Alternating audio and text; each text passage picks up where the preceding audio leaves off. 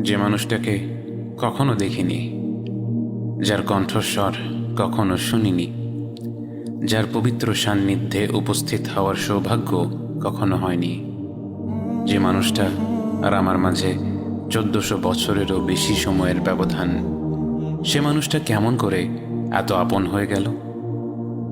যারা বোঝে না 21 শতাব্দীতে বসবাস করা শত শত কোটি মানুষ মধ্যযুগের আরব সমাজের একজন ব্যক্তির প্রতি এত টান অনুভব করে কিভাবে, তাদের কেমন করে বোঝাবো ইয়া রাসূলুল্লাহ আপনাকে কেন এত ভালোবাসি? আপনার স্মরণে আজ শত কোটি অন্তর ভালোবাসায় ভরে ওঠে।